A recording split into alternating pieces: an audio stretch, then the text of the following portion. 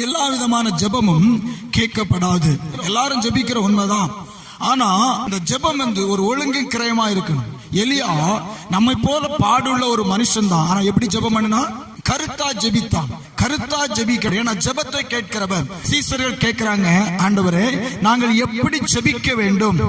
யோவான் தன்னுடைய சீசருக்கு ஜெபிக்க கற்றுக் கொடுத்தது போல நீங்களும் எங்களுக்கு ஜெபிப்பதற்கு கற்றுத்தாரும் என்று சொல்லி அந்த வார்த்தைகளை கேட்டபோது இயேசு கிறிஸ்து அவங்களுக்கு ஜெபிப்பதற்கு சொல்லுகிறார். இந்த ஜெப நம்முடைய வாழ்க்கையிலே நாம் கடைபிடிப்போமானால் மெய்யாகவே நாம் தேவனிடத்திலே நன்மைகளை பெற்றுக் கொள்வோம் என்பது எந்த சந்தேகம் கிடையாது. ஏன்னா தேவன் நமக்கு ஜெபிப்பதற்கு கற்றுக் கொடுத்திருக்கிறார்.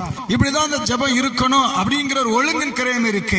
ஏன்னா அது இல்லாமல் தேவனுக்கு அந்த ஜெபம் அருவருக்கப்பட்டதா இருக்கு. ஆண்டவர் சிலர் ஜெபத்தை கேட்கவே இல்லை. ஏன் அவங்க ஜெபத்தெல்லாம் கேட்கல? தேவனுக்கு பிரியமில்லாத இந்த ஜெபமா இருந்தனால அந்த ஜெபத்தை கர்த்தர் கேட்கவில்லை. கர்த்தர் கேட்டிருப்பார், ஆனா அந்த ஜெபத்திற்கு என்ன வரல? பதில் வரல.